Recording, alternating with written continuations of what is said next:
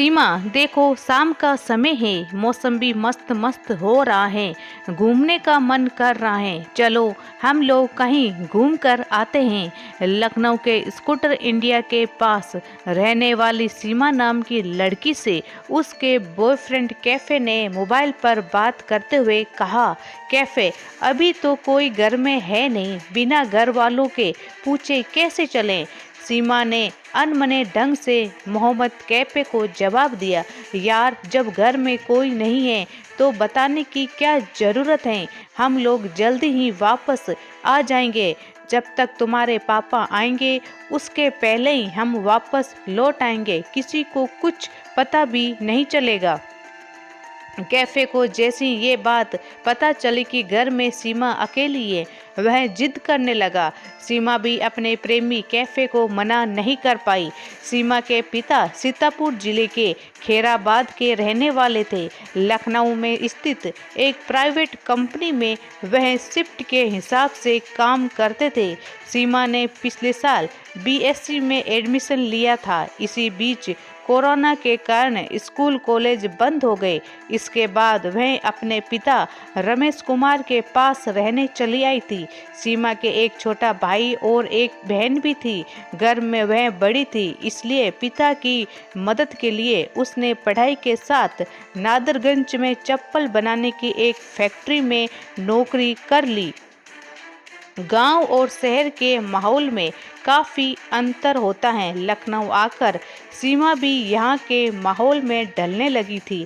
चप्पल factory में काम करते समय वहाँ कैफे नाम के एक लड़के से उसकी दोस्ती हो गई।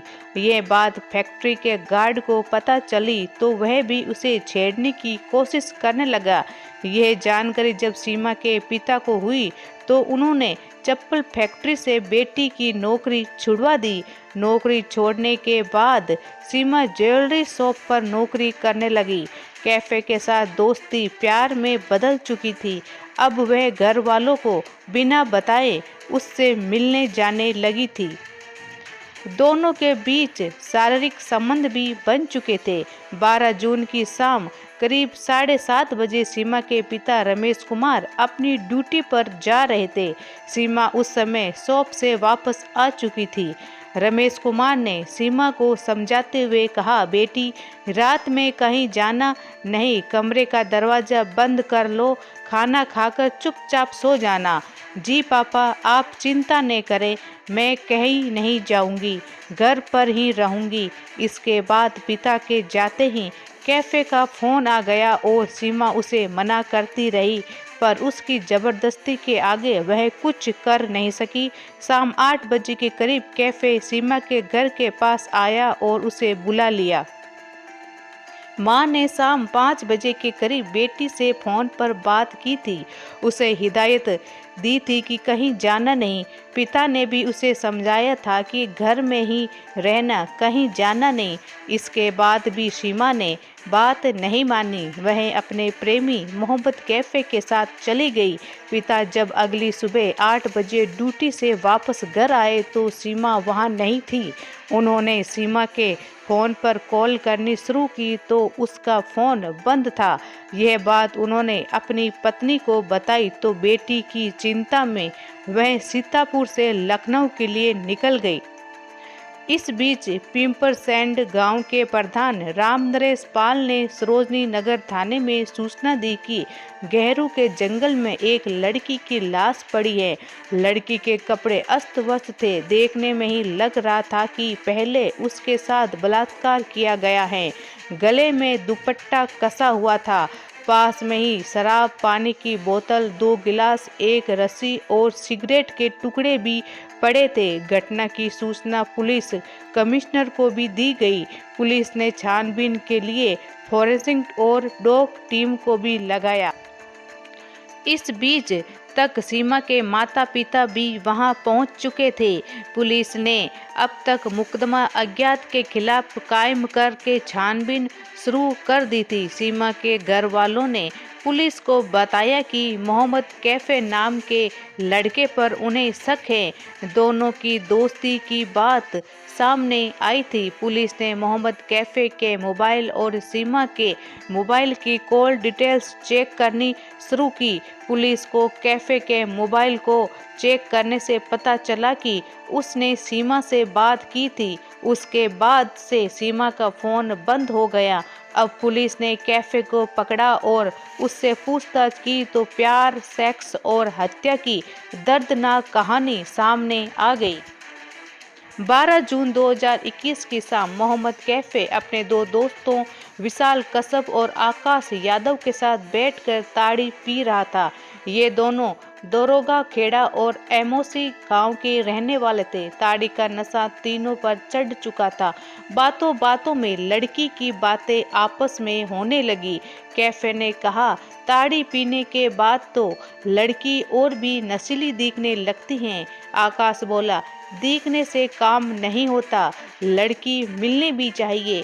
कैफ़े उसे देखकर बोला, तुम लोगों का तो पता नहीं, पर मेरे पास तो लड़की है।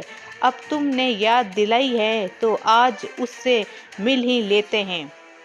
यह कहकर कैफ़े ने सीमा को फ़ोन मिलाया और कुछ देर में वह सीमा को बुलाने चला गया। इधर आकाश और विशाल को भी नशा चढ़ चुका था। दोनों भी इस मौके का फ़ायदा उठाना चाहते थे। उनको पता था कि कैफ़े कहाँ जाता है। ये दोनों जंगल में पहले से ही पहुंच गए और वहीं बैठकर पीने लगे। सीमा और कैफ़े ने जंगल में संबंध बनाए। तभी विशाल और आकाश वहां पहुंच गए।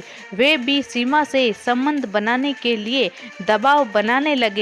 पहले तो कैफ़े इसके लिए मना करता रहा, बाद में वह भी सीमा पर दबाव बनाने लगा।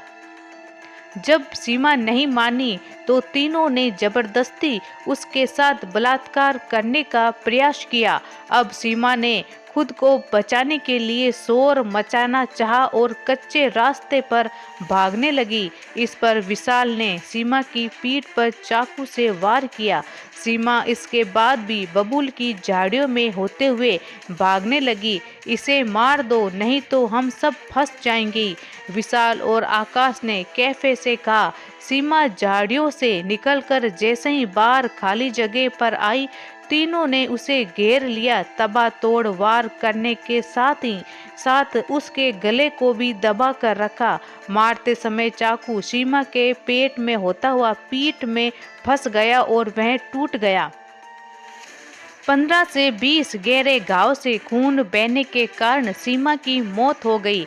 पेट में चाकू के वार से सीमा का यूरिनल थैली तक फट गई। 2 महीने पहले जब सीमा ने मोहम्मद कैफ़े से दोस्ती और प्यार में संबंध बनाए थे, तब यह नहीं सोचा कि एक दिन उसे यह दिन देखना पड़ेगा। लखनऊ पुलिस ने एसपी स्वतंत्र कुमार सिंह की अगुवाई में बनी पुलिस टीम को पुरस्कार दिए जाने की घोषणा की। पुलिस ने मोहम्मद कैफ़े और उसके दोनों साथी विशाल और आकाश को धांधली की धारा 302 में गिरफ्तार करके जेल भेज दिया गया।